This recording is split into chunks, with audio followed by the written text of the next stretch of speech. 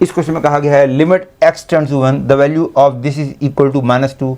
Then the value of a minus b is equal to. ये clear है, as x tends to 1 numerator is tending to 0, तो denominator को भी 0 को tend करना होगा, क्योंकि यदि डिनोमिनेटर 0 को टेंड ना किया तो 0 अपॉन नॉन जीरो में आंसर 0 आ जाएगा, जबकि आंसर हमको -2 दे रखा है, इसलिए डिनोमिनेटर को भी 0 को टेंड करना होगा as x tends to 1। Therefore I can say 2 - 7 plus a plus b is equal to 0, that is I get a plus b is 5। तो a और b में एक रिलेशन आ गया और इसके 0 होने के बाद मैं कह सकता हूँ कि क्वेश्चन 0.0 वाली फॉर्म में है। देखो now using L'Hopital's rule I can say this is equal to limit x tends to 1 cos of 3x square minus 4x plus 1 into 6x minus 4 minus 2x whole upon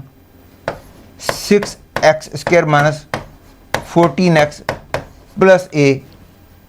is equal to -2।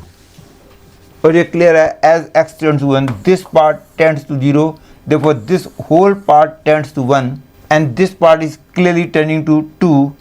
1 into 2 2, 2 minus 2 0, तो numerator की limit 0 आ गई, तो denominator को भी 0 को tend करना होगा, क्योंकि डिनोमिनेटर यदि नॉन जीरो हो गया तो 0 अपॉन नॉन जीरो में आंसर 0 आ जाता है, जबकि आंसर हमको -2 दे रखा है। इसका मतलब हो गया कि फॉर x टेंड्स टू 1 इसकी लिमिट भी 0 होनी होगी, that is 6 - 14 plus a will be 0, that is a will be equal to 8। और एक बार a की वैल्यू 8 आ गई तो हमको आगे चलने की ज़रूरत नहीं है, क्योंकि हमने तो a माइनस b निकालना था। a की वैल्यू आ गई और a प्लस b की वैल्यू मैं ऑलरेडी 5 प्रूव कर चुका हूँ, तो a इक्वल टू 8 का मतलब b इक्वल टू -3, तो a माइनस b की वैल्यू आ गई 11, hence answer to this question is 11।